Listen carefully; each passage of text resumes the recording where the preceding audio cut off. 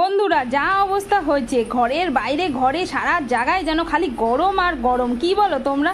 এইদিকে 40 ডিগ্রির নিচে তো তাপমাত্রা নামতেই যাচ্ছে না। উফ, এইদিকে বাচ্চাকে নিয়ে কি করি, যেইখানে বসছে সেখানেই ঝরঝর করে খালি ঘাম ঝরে যাচ্ছে।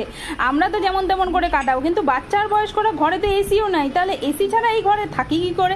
তাহলে এই এসির বন্দোবস্ত বাড়িতে নিজেকেই করতে হবে। কিভাবে করব চলো সেটা দেখি। সবার আগে আমি এখানে বালতি ভর্তি জল নিয়ে নিয়েছি, আর জলটা দিয়ে প্রথমে ঘরটাকে ভালো করে জল করে ভালো করে মুছে নিচ্ছি। ঘরটা মুছে নিলে ফ্লোরটা প্রথমে পরিষ্কার করে নিতে হবে, আর তারপরে যাব হচ্ছে আরেকটা কাজ করতে গিয়ে দেখি ও বাবা, ছেলে তো দেখি ওইদিকে ঘেমে পুরো জল হয়ে গেছে। আবার এসে নিয়ে দুটো চাদর বের করলাম।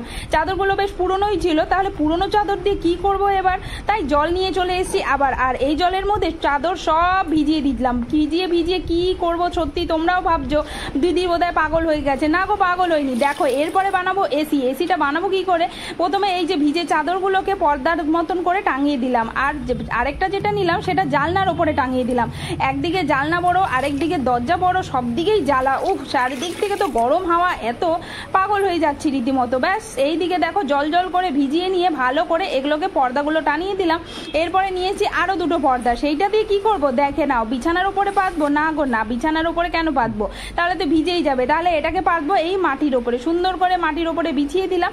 আর এরপরে মাটির থেকে মানে নিচের থেকে যে গরমটা ওঠে সেইটাকেও এটা কিন্তু অনেকটাই আটকাবে। তারপরে আরেকটা চাদর নিয়ে আরেক দিক দিয়ে বিছিয়ে নিলাম। উফ, এবার মনে হয় অনেকটা শান্তি পাচ্ছি, অনেকটা কিন্তু আরাম হয়ে গেছে অলরেডি। এরপরে করতে হবে আরেকটা, সেটা নাকি এই যে জলটার একটা স্প্রের বোতল নিয়ে সেইটাকে সুন্দর করে চারিদিকে ভালো করে ছিটিয়ে দিচ্ছি। এরপরেই মনে হবে কিন্তু একদম এসি ভাব অলরেডি চলে আসছে। বাকিটা রইল এই যে 1 গামলা জল দিয়ে নিয়েছি, চাইলে তোমরা আরেক গামলাও জল নিতে পারো। আর সেই জলটাকে ঘরের কোনায় কোনায় রেখে দেবে।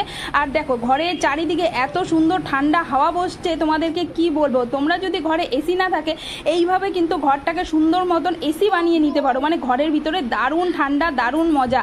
উফ, ভাবছি শান্তি পাচ্ছি কত। মনে হচ্ছে এখন আর কিন্তু এসির জন্য আর কষ্ট পেতে হবে না। যাই তাহলে দুজন মিলে একটু সুন্দর মতন ঘুমিয়ে থাকি। দুপুরবেলা আর এদিক ওদিক না করে সুন্দর এইভাবে একটা এসি বানিয়ে নাও ঘরে, আর সুন্দর মতন